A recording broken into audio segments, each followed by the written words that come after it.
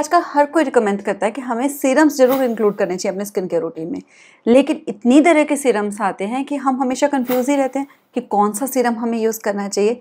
इसलिए आज के वीडियो में मैं आपके साथ एक beginner friendly face serums guide share करने वाली हूँ, जिसमें कि हम डिटेल में सीरम्स के बारे में जानेंगे। कितनी तरह के सीरम्स होते हैं, उनके क्या एग्जैक्ट यूजेस होते हैं, क्या राइट तरीका होता है उनको यूज करने का, कौन सी स्किन वालों को कौन सा सीरम यूज करना चाहिए और कौन सी एज में कौन से सीरम यूज करने चाहिए, और साथ ही कुछ important dos and don't serums को यूज करने के, ये सब डिटेल में आज के वीडियो में मैं आपके साथ शेयर करने वाली हूँ। इसलिए वीडियो को एंड तक पूरा जरूर देखना।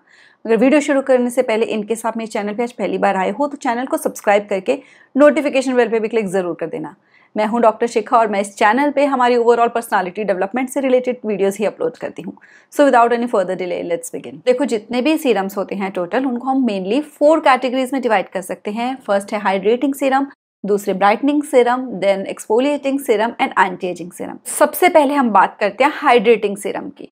तो जो हाइड्रेटिंग सीरम होते हैं, ये वो सीरम होते हैं जो हमारी स्किन को डीपली हाइड्रेट करते हैं और स्किन हमारी प्लम्प और फ्रेश अपीयर होती है, उस पर एक ड्यूई लुक आती है।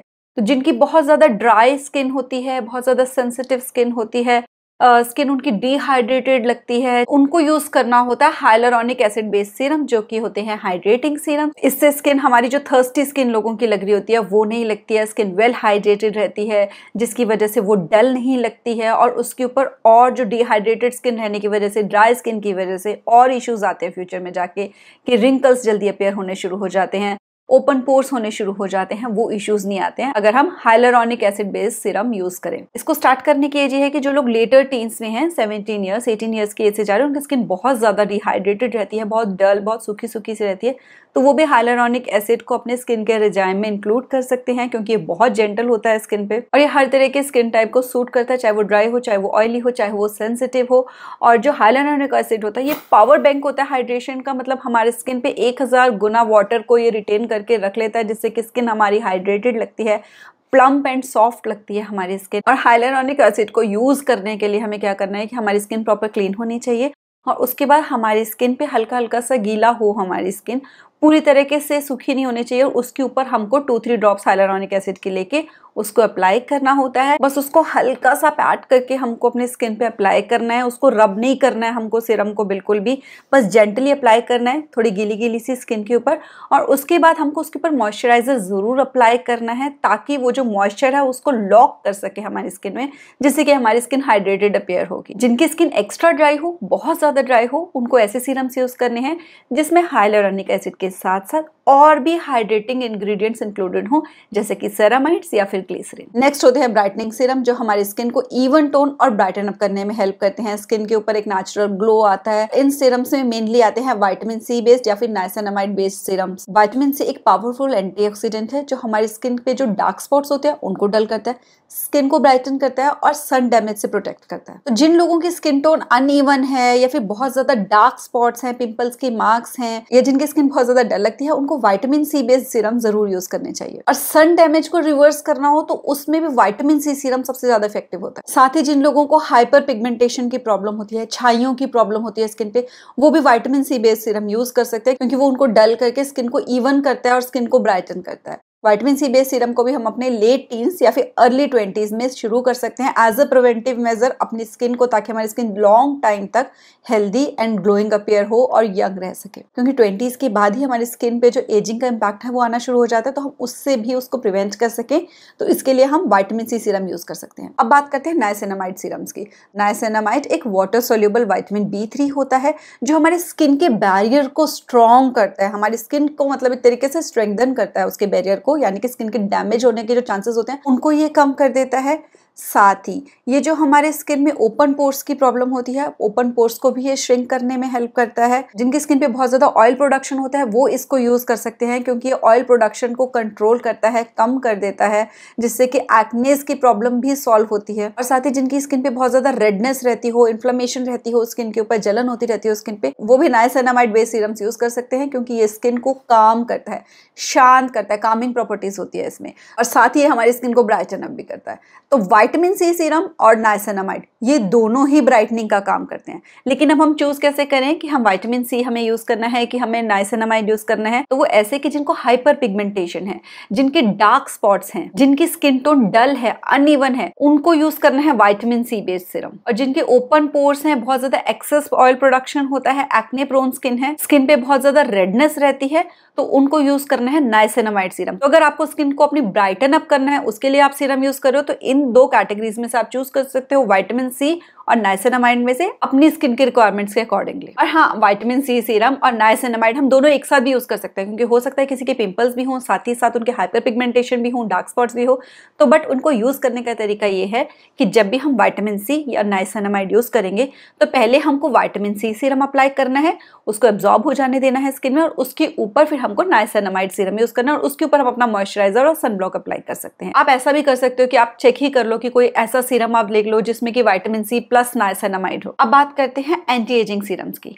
ये वो सीरम्स होते हैं जो हमारी स्किन की इलास्टिसिटी को इंप्रूव करते हैं और जो फाइन लाइंस होती हैं, रिंकल्स होते हैं, उनको रिड्यूस करते हैं। इसमें दो तरह के सीरम सबसे ज्यादा कॉमन होते हैं, एक तो रेटिनॉल होते हैं और एक होते हैं पेप्टाइड्स। सबसे पहले बात करते हैं रेटिनॉल्स की। जो रेटिनॉल है वो एक तरह का विटामिन ए होता है जो कि स्किन के अंदर जाकर हमारे कोलाजन प्रोडक्शन को बूस्ट करता है, फाइन लाइंस को रिड्यूस करता है और स्किन की टेक्सचर को इंप्रूव करता है, उसकी इलास्टिसिटी को इंप्रूव करता है। जनरली जो हमको रेटिनॉल, क्योंकि ये एंटी एजिंग स्किन केयर है, इसलिए हमको इसको यूज करना होता है मिड 20s में, यानी कि 25-26 की एज से हम इसको स्टार्ट कर सकते हैं। और जिन लोगों को एक्ने या पिगमेंटेशन की बहुत ज्यादा प्रॉब्लम है इस एज में भी, उनको पहले डॉक्टर से कंसल्ट कर लेना चाहिए रेटिनॉल को अपने स्किन केयर में यूज करने से पहले, क्योंकि रेटिनॉल थोड़ा सा ज्यादा स्ट्रॉन्ग होता है। जो पेप्टाइड्स होते हैं वो short chain of amino acids होते हैं जो हमारे स्किन के जो इलास्टिसिटी होती है, जो कोलाजन प्रोडक्शन होता है, उसको स्टिमुलेट करता है, हमारी स्किन को प्रॉपरली हाइड्रेट करता है और एंटी एजिंग बेनिफिट्स प्रोवाइड करता है, यानी हमारे स्किन के बैरियर को स्ट्रेंथन करता है, उसके जो एजिंग की वजह से इफेक्ट आ रहे होते हैं उनको डिले करता है। अब हमको यूज कैसे करना है कि जो पेप्टाइड्स है ये जेंटल इंग्रेडिएंट होता है, इसलिए हम इसको अर्ली 20s में भी स्टार्ट कर सकते हैं। मिड 20 टू लेट 20s में हम पेप्टाइड्स के साथ रेटिनॉल्स भी इंक्लूड कर सकते हैं अपने स्किन केयर रूटीन में, और जब हम लेट 30s में हो तो हमको इन दोनों को इंक्लूड करना ही होता है अगर हम चाहते हैं अपने स्किन को एंटी एजिंग बेनिफिट्स देना, क्योंकि जो पेप्टाइड है वो स्किन को हाइड्रेटेड रखेगा, बैरियर को स्ट्रेंथन करेगा, और जो रेटिनॉल है वो करेक्शन का काम करेगा। जो फाइन लाइंस हैं, जो हल्के फुल्के रिंकल्स आ गए हैं, वो उनको करेक्ट करता है। अगर आप पेप्टाइड बेस्ड सीरम भी यूज कर रहे हो और रेटिनॉल बेस्ड सीरम भी यूज कर रहे हो तो आप इन दोनों को भी साथ में यूज कर सकते हो। बस आपको पेप्टाइड पहले यूज करने हैं और उसके बाद रेटिनॉल अप्लाई करना है। जब पेप्टाइड्स वाला सीरम एब्जॉर्ब हो जाए तब आपको रेटिनॉल बेस्ड सीरम अप्लाई करना है। और मार्केट में से बहुत से सीरम्स अवेलेबल हैं जिनमें पेप्टाइड प्लस रेटिनॉल दोनों होते हैं।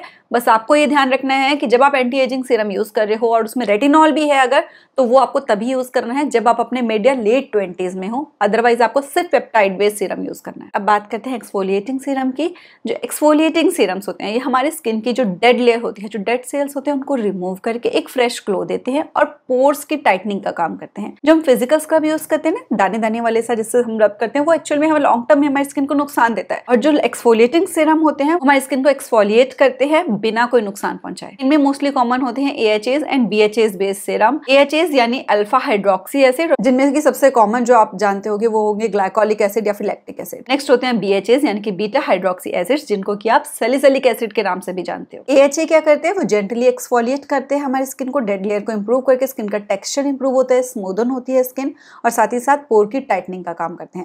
BHA यानी कि सैलिसिलिक एसिड, जिनकी बहुत एक्ने प्रोन स्किन है तो उनके ऑयल प्रोडक्शन को कंट्रोल करके जो पिंपल्स एंड एक्नेस का इशू है उसको रिजॉल्व करते हैं, और साथ ही ब्लैक हेड्स के इशू को भी सॉल्व करते हैं। तो जिनकी स्किन बहुत ज्यादा ऑयली, एक्ने प्रोन है, बहुत ज्यादा पिंपल्स निकलते हैं, उनको सैलिसिलिक एसिड यूज करना चाहिए। और जिनको अपनी स्किन को बस एक्सफोलिएट करना है जेंटली, वो glycolic acid based serums use कर सकते हैं।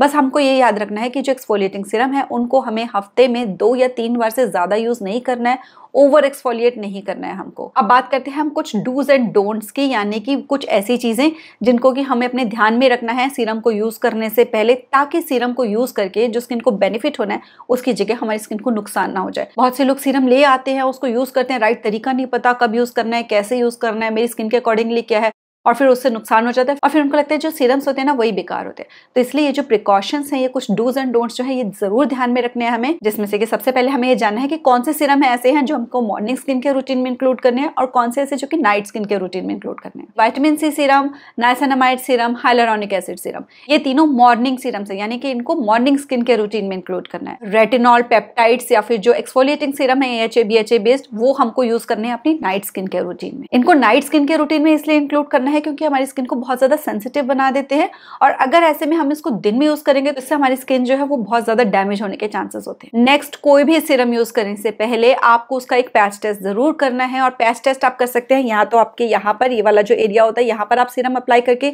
24 आवर्स के लिए छोड़ दो, या फिर जो कान के पीछे की स्किन होती है यहाँ पर आप अप्लाई करके 24 आवर्स के लिए छोड़ दो। अगर आपको कोई इरिटेशन नहीं हो रही है, कोई साइड इफेक्ट उसका नहीं हो रहा, तो फिर आपको कंटिन्यू करना है सीरम यूज करना।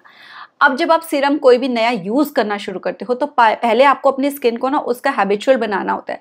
आपकी स्किन नहीं तो एकदम से शॉक में आ जाएगी कि ये क्या एकदम से कोई नया इंग्रेडिएंट आ गया। तो पहले अपनी स्किन को उससे यूज थ्रू होने के लिए आपको क्या करना है कि एक सीरम को आप लगाओगे, फिर उसके 2-3 दिन बाद उसको अप्लाई करो, 2-3 दिन का गैप दो, फिर सीरम अप्लाई करो। धीरे धीरे आपकी स्किन की उस सीरम को यूज करने की टॉलरेंस लिमिट जो है वो बिल्ड हो जाएगी, तो आप उसकी फ्रीक्वेंसी बढ़ा सकते हो।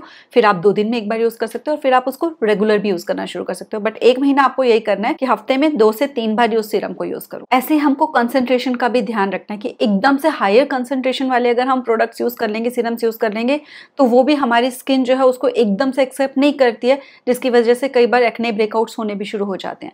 तो आपको क्या ध्यान रखना है, जो हाइलुरोनिक एसिड बेस्ड सीरम है वो क्योंकि बहुत ही जेंटल होता है तो उसमें कंसंट्रेशन का इतना इंपैक्ट नहीं होता है, लेकिन अगर आप रेटिनॉल बेस्ड सीरम यूज कर रहे हो तो आपको 0.1 से 0.3% से ही शुरू करना है। उससे ज्यादा कंसंट्रेशन वाले सीरम से आपको स्टार्ट नहीं करना है क्योंकि उससे हो सकता है कि आपकी स्किन पे साइड इफेक्ट्स हो जाए। धीरे धीरे आपको अपने स्किन की टॉलरेंस लिमिट बिल्ड करनी है और उसके बाद जिनकी बहुत ज्यादा मैच्योर स्किन है वो 0.3-0.5% वाले जो सीरम्स हैं वो भी यूज कर सकते हैं। जिनकी बहुत ज्यादा सेंसिटिव स्किन है वो रेटिनॉल यूज करने से पहले अपनी स्किन पे मॉइस्चराइजर यूज कर लें, ताकि वो जो रेटिनॉल है वो एकदम से स्ट्रॉन्ग जाके स्किन के ऊपर ना लगे और स्किन को इरिटेट ना करे।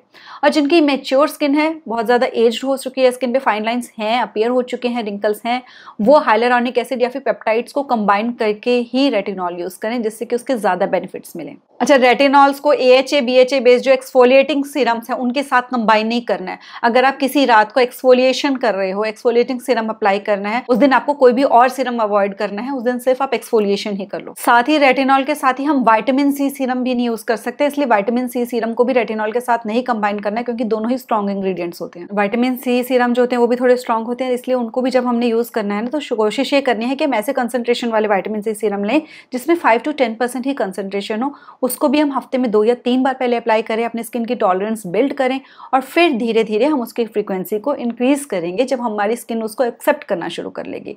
लेटर ऑन हम बहुत ज्यादा विजिबल रिजल्ट्स अगर चाहते हैं तो हम फिर 15% पे जाते हैं, लेकिन 15% बहुत स्ट्रांग हो जाता है, इसलिए उसको भी अगर हम लेकर आ रहे हैं काफी टाइम तक विटामिन सी यूज करने के बाद, तो उसकी भी टॉलरेंस धीरे धीरे हमको बिल्ड करनी है। हफ्ते में 2 से 3 बार, फिर हफ्ते में धीरे धीरे उसको 4 बार अप्लाई किया, 5 बार, और ऐसे करके हम उसकी फ्रीक्वेंसी को इंक्रीज करेंगे। नेक्स्ट, अगर हमने सीरम को अपने स्किन केयर रूटीन में इंक्लूड कर लिया है ना, चाहे वो मॉर्निंग स्किन केयर रूटीन में यूज किया हुआ हो चाहे नाइट स्किन केयर रूटीन में, हमको इस बात का ध्यान रखना है कि हमको दिन में सनस्क्रीन बिल्कुल भी स्किप नहीं करना है।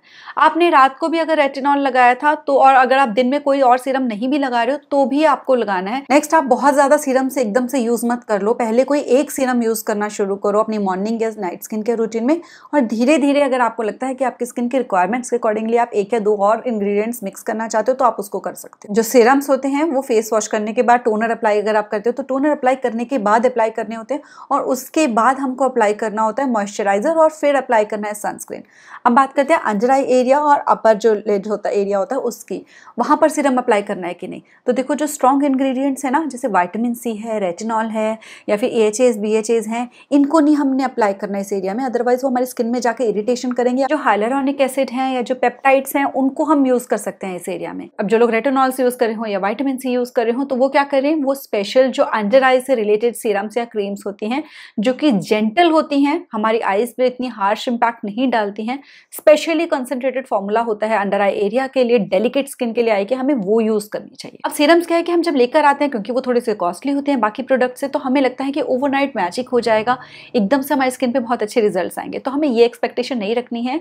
एटलीस्ट 4 to 6 वीक्स हमको वेट करना है उस सीरम के रिजल्ट्स आने देने के लिए। ऐसे ही जो AHAs BHAs है उसका कंसंट्रेशन जो हमको शुरू करना है, उसमें हमें ध्यान रखना है कि जो ग्लाइकोलिक एसिड है उसका 5% और जो लैक्टिक एसिड है उसका 10% से हमको शुरू करना है। और BHAs के लिए जैसे कि सैलिसिलिक एसिड के लिए जो कंसंट्रेशन लेवल जिसे हम शुरू कर सकते हैं वो है 1 से 2%। पेप्टाइड सीरम हम यूज करना चाह रहे हैं स्किन केयर रूटीन में, तो उसका कंसंट्रेशन होगा 2 to 5%, जो कि हमें स्टार्ट करना है वहां से। आई होप कि मैंने आपकी सीरम से रिलेटेड कंफ्यूजन काफी हद तक दूर कर दी होगी और आप ये डिसाइड कर पाए होंगे कि आपको अपने स्किन के रिक्वायरमेंट्स के अकॉर्डिंगली कौन से सीरम से स्टार्ट करना है, किस सीरम को अपने स्किन केयर रूटीन में इंक्लूड करना है और क्या राइट तरीका होगा उस सीरम को यूज करने का। अगर आपको वीडियो पसंद आया है और आप चाहते हो, दिल से चाहते हो कि मैं इसी तरह के और वीडियोस फ्यूचर में भी आपके साथ शेयर करती रहूं, तो वीडियो को लाइक जरूर करना और कमेंट करके मुझे जरूर बताना। मिलते हैं नेक्स्ट वीडियो में। Till then stay blessed, stay smiling. नमस्ते।